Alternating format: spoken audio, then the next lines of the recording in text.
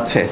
কারণ হচ্ছে একটা নিষিদ্ধ ঘোষিত দল, নিষিদ্ধ ঘোষিত আসলে কথাটা ঠিক না, আমরা টেকনিক্যালি যদি বলি, নাম যদি এভাবে বলি আওয়ামী লীগ, দলটা নিষিদ্ধ হবে কি হবে না এই জিনিসটা একটু ক্লিয়ার করে রাখা দরকার। সেটার নির্ধারিত হবে আদালতে, আইসিটিতে।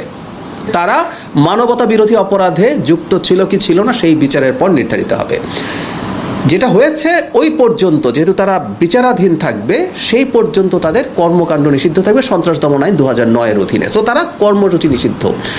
এই দলটা এখন যে কোনো কর্মসূচি নিয়ে যদি মাঠে নামতে চায়, সে তারা একটা আইন ভঙ্গকারী কাজ করছে। সো সরকার সেখানে ব্যবস্থা নেবে, এটাই স্বাভাবিক। এবং রাজনৈতিক দলগুলোর আসলে ওখানে করার কিছু নেই। এটা তারা সিম্বলিকলি হয়তো মাঠে আছেন, যেহেতু তারা বলছেন তারা অনেক কিছু করে ফেলবেন।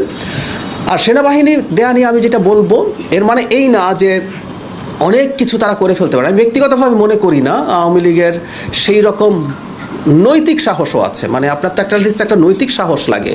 আমরা একটা কথা বলি না, চোরের মায়ের বড় গলা। মানে আওয়ামী লীগের বড় গলা হতে মানে আমাদের সবার মেমোরি শেষ হয়ে যেতে হবে, আমরা সবার ডিমেনশিয়া হবে, তারপর কোনোদিন আওয়ামী লীগ আমাদের সামনে বড় গলা করে কথা বলতে পারবে, এর আগে আমার মনে হয় না। সো তাদের ওই নৈতিক সাহসও নেই। নৈতিক সাহস যদি না থাকে, কিছু লুটপাটকারী মাফিয়া চোর বাটপারের আসলে খুব বেশি নৈতিক সাহস থাকে না। আমি একটু পেছনে যাই, একটু অপ্রাসঙ্গিক হলেও বলি, জুলাইয়ে এরকম বন্দুকের সামনে মানুষ দাঁড়াতে পেরেছিল কারণ তার নৈতিক সাহসটা ছিল। ও ধান্দাবাজ লোক ছিল না, ও দেশকে ভালোবেসেছে, এই দেশের ভালো করতে চেয়েছে। এত গুলি, এত মৃত্যু, এরপরও মানুষ পরের দিন আবার গিয়ে দাঁড়িয়েছে।